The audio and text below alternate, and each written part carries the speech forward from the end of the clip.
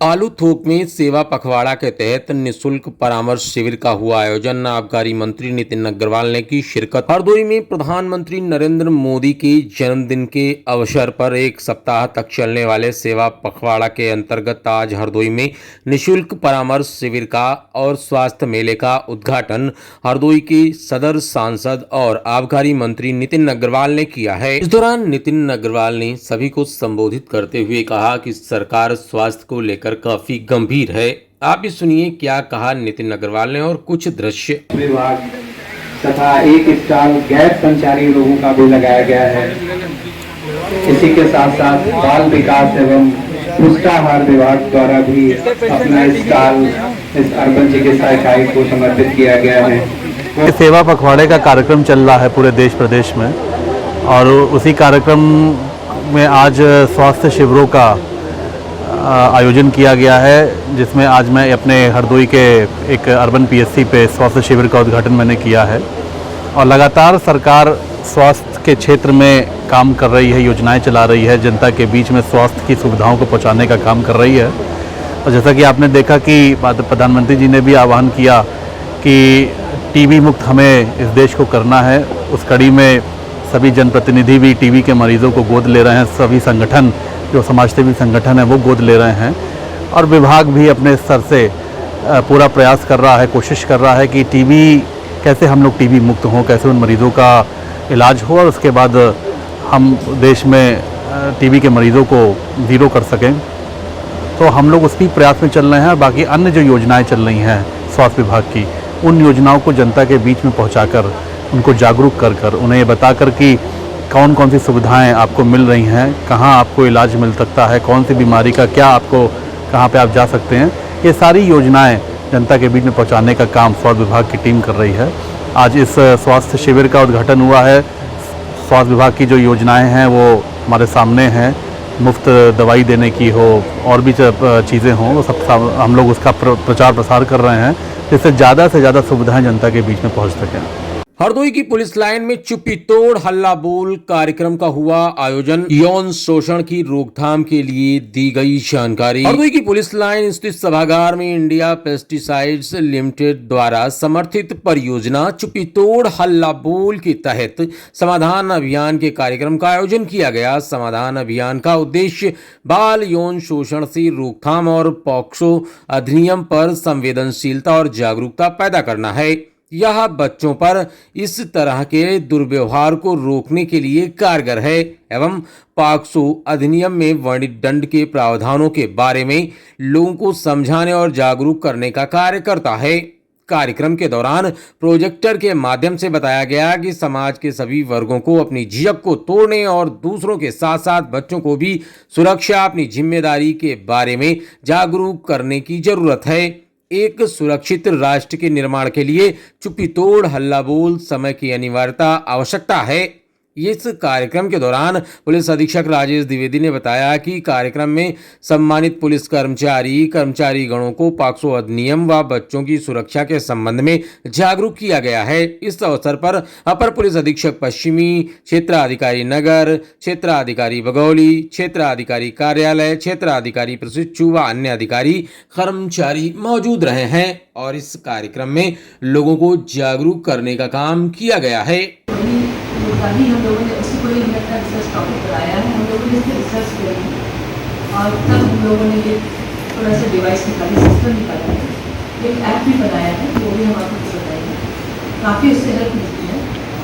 और साउथ दिल्ली में हम लोगों ने ज़्यादा इस पर काम किया था अवेयरनेस पे, तो पुलिस ऑफिसर से कुछ काम किया था। यहाँ पर पॉक्सो के केसेस कम हुआ है। अवेयरनेस की प्रॉब्लम है कि इसका डायरेक्ट मेजरमेंट नहीं होता, तो जब केसेस मिशन शक्ति के तहत हम सभी लोग कुछ न कुछ काम करते रहे हैं। प्रतिदिन के हमारे अभियान रहते हैं और यहाँ जो उपस्थित लेडी कांस्टेबल सारी जुड़ी होंगी, जो गांव-गांव जाकर के भी चौपाल लगाती। हरदोई के नए डीएम बने श्री मंगला प्रसाद सिंह। डीएम अविनाश कुमार का रहा काफी अच्छा कार्यकाल। हरदोई के जिला अधिकारी अविनाश कुमार का तबादला हो गया है और उनकी जगह अब श्री मंगला प्रसाद हरदोई के जिला अधिकारी बनाए गए हैं। बताते चले कि हरदोई के जिला अधिकारी अविनाश कुमार का भी काफी अच्छा कार्यकाल रहा है। जानकारी के मुताबिक जिला अधिकारी अविनाश कुमार को बाराबंकी की जिम्मेदारी दी गई है। सिटी मजिस्ट्रेट सदानंद गुप्ता ने बताया कि जल्द ही नए जिला अधिकारी हरदोई में कार्यभार संभाल लेंगे।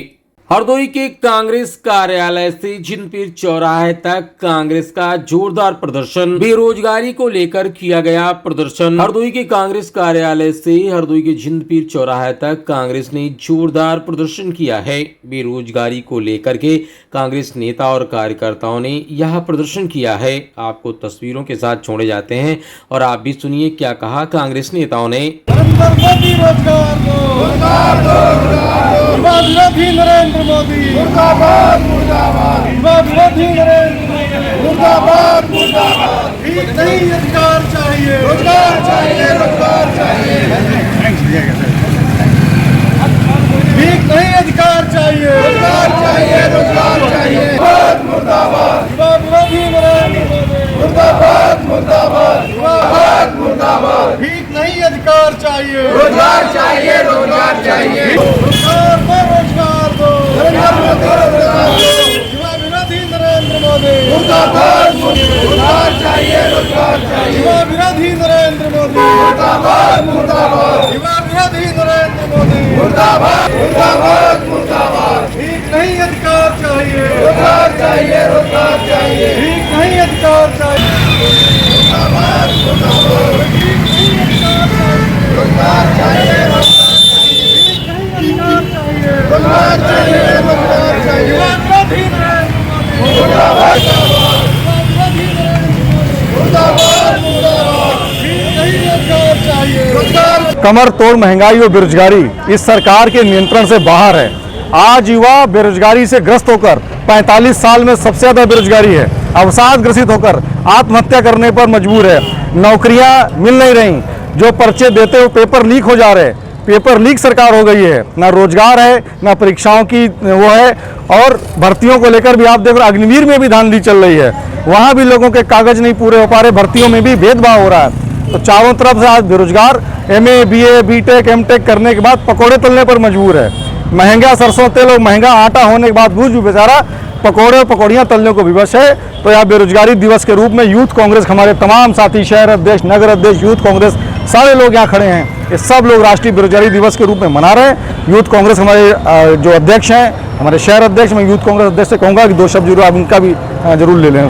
भारतीय युवा कांग्रेस के राष्ट्रीय अध्यक्ष माननीय श्रीनिवास जी के आह्वान पर, उत्तर प्रदेश युवा कांग्रेस के अध्यक्ष माननीय ओमवीर यादव जी के निर्देश पर जिस तरह से देश में बेरोजगारी बढ़ रही है, हमारे प्रधानमंत्री जी 2014 के पहले उन्होंने वादे किए थे लोगों जनता से, बेरोजगार युवाओं से कहा कि मैं सत्ता में आऊँगा, प्रधानमंत्री को बनूंगा तो हर साल 2 करोड़ युवाओं को नौकरी दूंगा।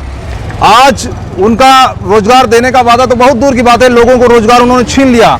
45 साल के चरम सीमा पर बेरोजगारी इस समय है। जो अगर इस सरकार से रोजगार मांगता है उसके ऊपर लाठी डंडे बरसाए जाते हैं, उसको जेल में भेजा जाता है, मुकदमे लिखे जाते हैं। और देश के प्रधानमंत्री कोरोना के समय उन्होंने देश के सामने तमाम रोजगार पैदा करने के साधन बताए। उन्होंने कहा कि देसी कुत्ते पाल लीजिए, उन्होंने कहा कि आप ठेला लगा लीजिए, पान का, चाय की दुकान खोल लीजिए। अब बताइए कि क्या प्रधानमंत्री देश का हम लोग अपने बच्चों का, गरीब आदमी, किसान आदमी पेट काट के पढ़ाता है बच्चों को, क्या चाय का दुकान या पंचर की दुकान या पकौड़े तलने के लिए उसको बच्चा पढ़ाएगा?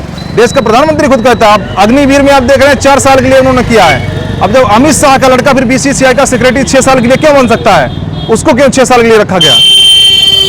क्या नाम है आपका? हमारा नाम निवान सिंह यादव है, मैं जिलाध्यक्ष हूँ युवा कांग्रेस हरदोई का हूँ। हरदोई के नगर पालिका के यांत्रिकी कक्ष में हुई पूजा अर्चना। मोदी जी के जन्मदिन के अवसर पर मनाया जा रहा सेवा सप्ताह। हरदोई के नगर पालिका के यांत्रिकी कक्ष में आज पूजा अर्चना का आयोजन किया गया है। बताते चलें कि मोदी जी के जन्मदिन के अवसर पर लगातार अलग अलग कार्यालयों में सेवा सप्ताह मनाया जा रहा है, जिसके अंतर्गत पूजा अर्चना और तमाम से प्रोग्राम हो रहे हैं। इसी मामले पर विस्तृत जानकारी देते हुए नगर पालिका अध्यक्ष सुख सागर मिश्र मधुर ने बताया कि क्योंकि नगर पालिका के पास जो भी गाड़ियां हैं, जो उनके औजार हैं, जिससे हम जलकल की व्यवस्था ठीक करते हैं, जितने भी औजार हैं उनका आज पूजन विधिवत किया गया पंडित जी आचार्य के द्वारा।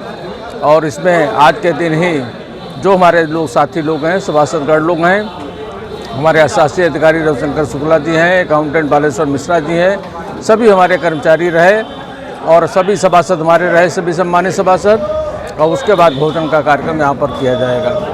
हरदोई के गांधी भवन में सेवा पखवाड़ा का हुआ आयोजन। बीजेपी नेता जेपीएस राठौर का किया गया स्वागत। हरदोई के भारतीय जनता पार्टी के जिलाध्यक्ष सौरभ मिश्र नीरज ने बताया कि आज गांधी भवन हरदोई में सेवा पखवाड़ा के तहत भारत के यशस्वी प्रधानमंत्री नरेंद्र मोदी के कृतित्व एवं व्यक्तित्व पर आधारित नमो प्रदर्शनी का उद्घाटन किया गया तथा युवा मोर्चा के द्वारा रक्तदान शिविर का भी आयोजन और उद्घाटन किया गया।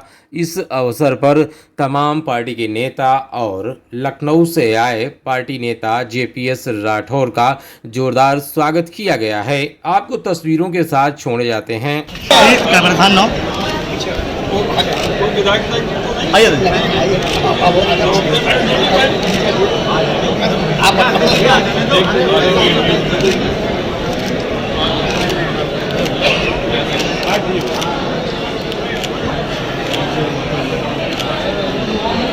भारत माता की बहुत अच्छे शानदार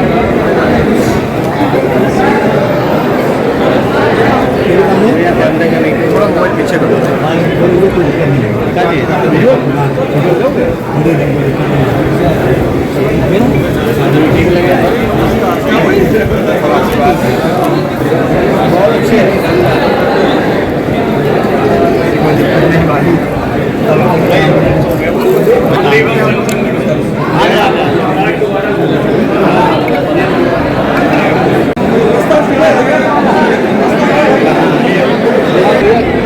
अरे मेरे भाई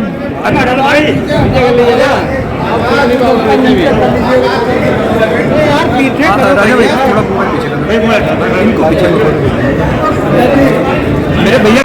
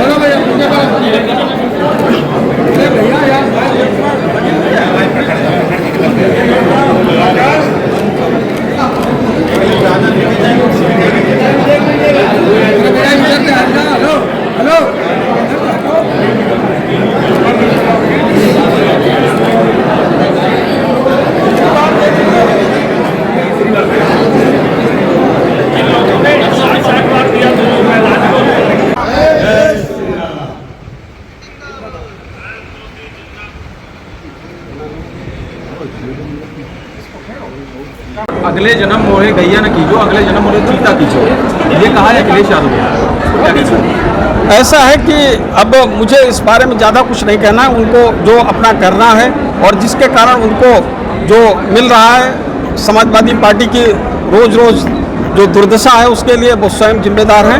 और मुझे लगता है कि इस तरीके की बातें नहीं, यहाँ पर माननीय नरेंद्र मोदी जी, माननीय योगी जी से ज़्यादा गायों की चिंता कौन कर रहा है। माननीय योगी आदित्यनाथ जी को यही लोग चिल्ला चिल्ला कह रहे थे कि गाय खेत चर जा रही हैं, गाय ये कर रही हैं, गाय वो कर रही हैं, तो आज दूसरी तरफ कहने लगे। तो चीता भी एक पशु है, पशु का संरक्षण किया जा रहा है, तो उसमें कौन चीता गाय खा रहा है। अगर इस प्रकार की टिप्पणी अखिलेश जी कर रहे हैं तो उचित नहीं है। सर, निघासन में 2 दलित बच्चियां लटका दी गई, इस पक्ष की काफ़ी तीखी प्रतिक्रिया है। उसके बाद आरोपी गिरफ्तार हो गए। जी, कुछ ऐसी खबरें आई अखिलेश यादव, प्रियंका गांधी वगैरह जो राजनीतिक नेता है वो जा रहे थे वहाँ मौके पर जी आपसे मिलने, फिर एंड टाइम पर उनका जो है फैसला पलट गया और वहाँ पर कोई नहीं पलटा। तो इसका कारण आप समझ सकते हैं कि क्यों उन्होंने फैसला पलटा। और ये जो है पॉलिटिकल टूर करने के लिए लोग जाते हैं, तो ये फैसला पलटने के पीछे स्वतः स्पष्ट कारण है। जब उनको 24 घंटे नहीं लगे, 12 घंटे 14 घंटे में उन लोगों को जो आरोपी थे, जो दोषी थे, उनको गिरफ्तार करने का काम हमारी उत्तर प्रदेश की पुलिस ने किया है। माननीय मुख्यमंत्री जी के निर्देश पर हुआ है। माननीय मुख्यमंत्री जी को बधाई देना चाहता हूँ, उस पुलिस को बधाई देना चाहता हूँ जिन्होंने इतने कम समय में उसको रिजॉल्व किया और अपराधियों दोषियों को गिरफ्तार करके जेल भेजने का काम किया है। और कोई भी कानून को अपने हाथ में लेगा, इस प्रदेश में किसी को बख्शा नहीं जाएगा। माननीय योगी आदित्यनाथ जी ने सख्त निर्देश दे रखा है और इस तरीके से जो बयानबाजी ये लोग कर रहे हैं और किस तरीके से घिनौनी हरकत ये लोग करते हैं, इससे पहले भी समाजवादी पार्टी के समय भी बदायूं में कांड हुआ था, लड़कियां लटक गई थी, क्या किया था अखिलेश यादव जी ने। और आज इस तरीके से जो तीखी प्रतिक्रिया व्यक्त करते करते पैर पीछे खींच लिए। अरे साहस हो तो जाके देखिए, उन लोगों के लिए खड़े होइए। आज दलितों के लिए, पीड़ितों के लिए, वंचितों के लिए केवल कोई उनके साथ खड़ा है तो भारतीय जनता पार्टी का कार्यकर्ता खड़ा है, मुख्यमंत्री जी खड़े हैं। सरकार को सब पैदल कर दिया जनता ने। और आज प्रमोद तिवारी का एक स्टेटमेंट है, उन्होंने कहा कि सरकार जो है इकबाल से चलती है और उन्होंने पूरे मामले की जांच सुप्रीम कोर्ट की कमेटी से कराने की मांग की। इस बात को लेकर आपका क्या रिएक्शन है? ऐसा है कि अब किस बात की जांच है? प्रत्यक्षम किम प्रमाणम।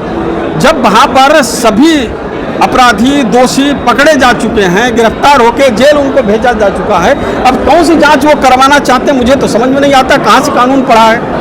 कानून में तो यही है कि कोई दोषी अपराधी है उसको कानून के दायरे में लाकर उसको जेल भेजा जाए और कानून के द्वारा उसको सजा दी जाए। तो वो हमारी सरकार कर रही है, कितने कम समय में कर रही है। इतनी बड़ी उपलब्धि पे उसमें सराहना करनी चाहिए। योगी आदित्यनाथ जी को उनको बधाई और धन्यवाद देना चाहिए कि जनता की इतनी जल्दी सुध ले रहे हैं और सख्त कार्रवाई हो रही। पुलिस को बधाई देना चाहिए, उससे पुलिस का मनोबल ऊंचा होता। आज पुलिस के मनोबल को तोड़ने का काम ये विपक्षी दल कर रहे हैं। बाल संरक्षण आयोग ने अल्पसंख्यक आयोग को पत्र लिखा है कि जितने भी गैर मान्यता प्राप्त मदरसे इनको बंद कर देना चाहिए। आपको क्या लगता है कि गैर मान्यता प्राप्त मदरसे बंद किए जाने चाहिए? देश में शिक्षा व्यवस्था लागू करने के लिए हमारा कानून है, तो जो संवैधानिक व्यवस्था है उसके अनुरूप कोई संस्थाएं चलती हैं तो उनको चलने देना चाहिए। अगर किसी ने मान्यता नहीं ली है तो वो मान्यता ले लें और उसके बाद संचालित करें। मान्यता नहीं लेने पर उनके पास ये रहता है कि वो पाठ्यक्रमों में क्या पढ़ा रहे हैं, शिक्षा में क्या वहाँ पर परोसा जा रहा है। तो इस प्रकार की अराजकता वहाँ पर परोसी जा रही है। कौन इसके लिए जिम्मेदार और जवाबदेह होगा? इसके लिए संविधान के दायरे में आकर उनको मान्यता लें और उसके बाद उन विद्यालयों को, मदरसों को, चाहे किसको संचालित करें। अगर हमारा कायदा, कानून, संविधान उसको न्यायसम्मत मानता है, उसको परमिट करता है तो वो चलाएं और नहीं चलाएं तो उसको व्यवस्थित करने का काम सरकार का है। आपने जवाब में कहा कि अराजकता परोसी जा रही है, तो थोड़ा सा उनके जो है पूरे प्रदेश जानना चाहेगा कि क्या आप लोगों की नोटिस में आया कि किस टाइप की अराजकता मदरसों में परोसी जाती है? जो जिन बच्चों के हाथों में कंप्यूटर होना चाहिए, जिन बच्चों के हाथों में पेन पेंसिल होना चाहिए, वहाँ पर संस्कार होने चाहिए, उसके अतिरिक्त वहाँ पर बहुत सी ऐसी चीज़ों को सिखाया जा रहा है जिसके कारण ये आज ये मजबूरी हो गई कि हमको वहाँ पर ना तो कंप्यूटर की शिक्षा दी जा रही है, ना जो हमारी पारंपरिक शिक्षा है वो सही से दी जा रही है। तो वहाँ पर भरमाने का काम भी हो रहा है। तो ये इसको सर्वे हो रहा है। अगर वहाँ पर वो लोग अपने पाठ्यक्रमों में या पाठ्यक्रमों से इतर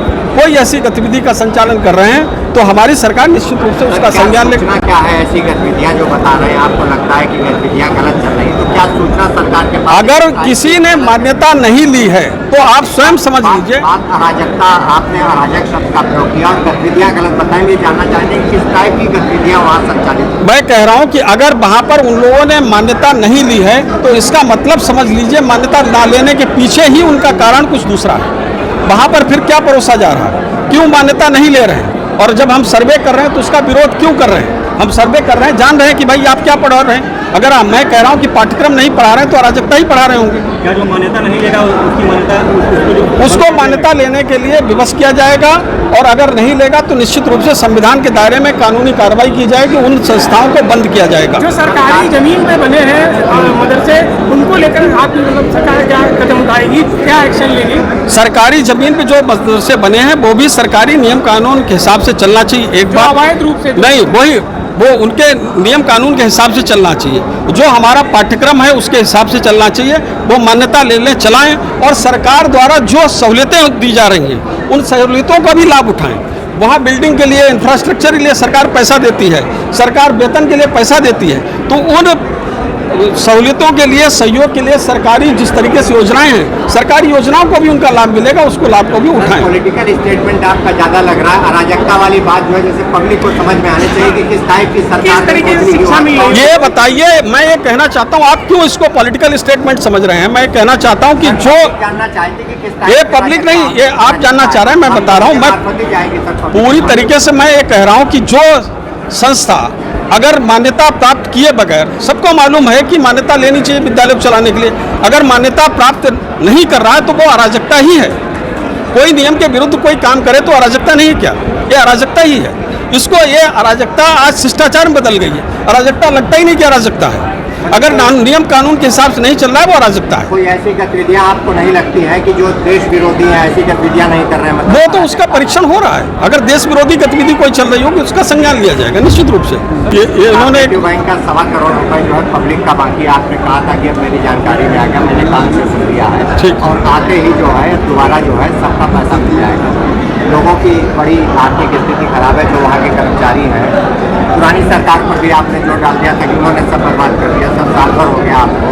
साल भर में क्या आबाद किया आपने? एक तो साल भर हुआ नहीं, 6 महीने भी नहीं हुए। ठीक है, सुन लीजिए, पूरी बात सुन लीजिए। लेकिन मैं सुन लीजिए, मैं आपको उससे नहीं, आपने जो कहा कि साल भर हो गया, मैं उसका जवाब दे रहा हूँ। 5.5 साल हो गए सर, आबाद क्या किया? हाँ, ये ठीक बात है। मैं ये कह रहा हूँ, इसका जवाब ये है कि सभी जो 16 बिग बैंक्स थे उत्तर प्रदेश में, जिनमें ऐसी स्थिति थी कि लेन देन नहीं हो रहा था, मैंने पूरी व्यवस्था को बदलने का काम किया है। और उत्तर प्रदेश के जो हरदोई ही नहीं, सीतापुर और बाकी जो और भी बैंक हैं 16 उत्तर प्रदेश में, सभी में लेन देन शुरू हो गया है। कोई एक अगर शिकायतकर्ता मेरे पास आए या आपके पास आए तो मुझे व्हाट्सएप और SMS जरूर कर देना। सुन तो लो भैया पूरी बात। आज के बाद आपके पास कोई आए कि हमारा पैसा नहीं निकल रहा है, पैसा बैंक देने से मना कर रहा है, तो मैं आज इस मीडिया के माध्यम से पूरे हरदोई जनपद के अपने किसान भाइयों, गरीबों, सबको कहना चाहता हूं कि हरदोई की जिला कोऑपरेटिव बैंक में ऑन डिमांड पैसा दिया जा रहा है। तो इससे ज़्यादा और क्या चाहते हो? मैं आया 5.5 महीना हुए अभी, और 4 महीना पहले आए थे आपसे। मैंने बताया कि मैंने कहा ऐसा करूंगा, और मैं करने के बाद ही आज हरदोई में कदम रखा हूं। आज भी जिला सहकारी बैंक की अधिकारियों को मैंने इसीलिए बुलाया है कि आगे व्यवस्थाओं को कैसे संचालित करें। दूसरा, कर्मचारी और अधिकारियों के द्वारा ही अगर ये भी लापरवाह ना होते तो इस दुर्दशा को हम प्राप्ति नहीं होते। इन अधिकारियों की भी मैंने बैठक बुलाई है, और निश्चित रूप से आगे आने वाले समय में सहकारिता के जो बैंक हैं उसका स्वर्णिम युग शुरू होने वाला है। सर 110 करोड़ रुपए बाकी था जब आप आए। आज हम ये जानना चाहते हैं 4 महीने बाद कि कितना पब्लिक का जो है आप लोगों ने। देखिए, ऐसा है कि आप, मुझे ये जानकारी नहीं, मैं कह रहा हूँ जिसका जो पैसा होगा वो दिया जा रहा है। तो आप कह रहे हैं 110 करोड़, हो सकता है वो 120 करोड़ हो सकता है 10 करोड़। तो जिसका जितना पैसा बकाया होगा उसको उतना पैसा उसका नियमानुसार दिया जा रहा है। कोई जब शिकायत करने आपसे आए तो उसका इंटरव्यू ले लेना, कहना मैं बैंक में गया था और मंत्री जी ने गलत बोला है, ये कह रहा पैसा नहीं दिया जा रहा। हरदोई के टणिया में आयोजित हुई किसानों की किसान पंचायत। किसान नेता राहुल मिश्रा ने कहा, अपनी मांगों के लिए किसान लड़ेगा लड़ाई। हरदोई में किसान नेता राहुल मिश्रा ने बताया कि आज हरदोई के टणियावा में किसान पंचायत का आयोजन किया गया है, जिसमें आसपास के क्षेत्रों से बड़ी संख्या में किसानों ने भाग लिया है। किसानों ने एक स्वर में अपनी मांगों के लिए लड़ाई लड़ने की बात कही है। आप भी सुनिए किसानों को संबोधित करते हुए किसान नेताओं ने क्या कहा। इनके आला अधिकारियों को जवाब देना पड़ेगा, हरदोई के कप्तान को जवाब देना पड़ेगा कि आप किसके दबाव में यहाँ पर अन्याय कर रहे हैं, आप किसके दबाव में यहाँ पर आताताई सिस्टम पैदा किए बैठे हैं, आप किसके दबाव में यहाँ पर अन्याय के साथ काम कर रहे बैठे हैं। आप दलाली करा रहे हैं थाने में। हमने देखा है सैकड़ों दलाल टणियावा थाने के प्रांगण में घूमते रहते हैं। बिना दलाल के आप यहाँ के इंस्पेक्टर से बात नहीं कर सकते हैं। आप सज्जन व्यक्ति हैं, आप गरीब व्यक्ति हैं, आप ईमानदार व्यक्ति हैं, आपकी जेब में पैसा नहीं है तो आप यहाँ के इंस्पेक्टर से बात नहीं कर सकते हो। आपको एक माध्यम चाहिए होगा, तब जाकर के आप यहाँ के इंस्पेक्टर की कमरे में जा सकते हो। अरे आप तो गरीब हैं, आपका मुखिया इंस्पेक्टर से नहीं मिल सकता है जब तक वह यहाँ के दलालों से नहीं मिलेगा। इसलिए आप लोग ताकत को बुलंद करने के लिए और यहाँ के आताताई इंस्पेक्टर को आईना दिखाने के लिए आपको यहाँ पर इकट्ठा करने का आज यह मौका यहाँ के थानाध्यक्ष ने दिया है। केशव प्रसाद मौर्य को घेरने का काम किया था, उनके आगे तो ये तो मच्छर की भांति अधिकारी है, इनको घेर कर आईना दिखाने का काम भी किसान करेंगे। आने वाले समय में कुछ ही देर बाद किसान अपनी ताकत और अपने झंडे को बुलंद करते हुए यहाँ के आताताई अधिकारी को आईना दिखाने का काम करेगा। इसके साथ अपने शब्दों को विराम देता हूँ और आने वाले कुछ समय में आपको संगठन की और आपको स्वयं हो जाएगा। एक बार मेरे साथ बोलिए, जय जवान, जय किसान, जय जवान, जय किसान, भारतीय किसान यूनियन आवाज, जिंदाबाद जिंदाबाद, भारतीय किसान यूनियन आवाज, जिंदाबाद जिंदाबाद, किसान एकता जिंदाबाद, जिंदाबाद जिंदाबाद, महिला शक्ति जिंदाबाद, जिंदाबाद जिंदाबाद, किसान एकता जिंदाबाद, जिंदाबाद जिंदाबाद, किसान एकता जिंदाबाद, जिंदाबाद जिंदाबाद, भारतीय किसान यूनियन आवाज जिंदाबाद, जिंदाबाद जिंदाबाद, राजू गुप्ता जिंदाबाद, जिंदाबाद जिंदाबाद, पार्टी अध्यक्ष राजू गुप्ता जिंदाबाद, जिंदाबाद जिंदाबाद, जय जवान जय किसान। अपनी ताकत, अपने संघर्ष, अपने जन्म को कमजोर नहीं होने देना है। पूरी ताकत के साथ ऐसे आतंकवादी अधिकारियों का सामना करना है। जनपद के जिलाधिकारी महोदय जी ने देखा कि किसान पंचायत में किसी भी सामाजिक संगठन के द्वारा किए जा रहे विरोध प्रदर्शन में पुलिस विभाग के सिवा दूसरा कोई अधिकारी नहीं जाएगा। मैं आज ऐलानिया तौर पर पत्रकारों की मौजूदगी में, पुलिस की मौजूदगी में और जनता की अदालत में आपका पैरोकार होने के नाते कह करके जा रहा हूं, 21 तारीख के बाद इस सपने को तोड़ दिया जाएगा, चकनाचूर कर दिया जाएगा।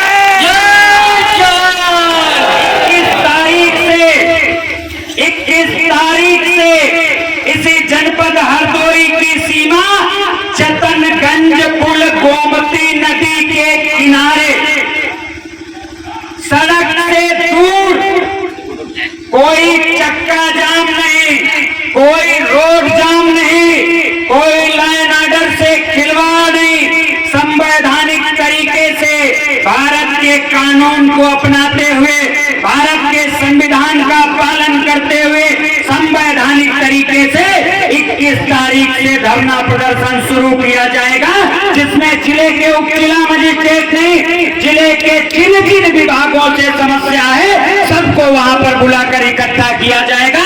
या तो वहां पर अधिकारी आएंगे और या तो उसी गोमती नदी में सत्याग्रह के दौरान अपने प्राणों की आहुति हम लोग लगाएंगे। फैसला आर पार का होगा।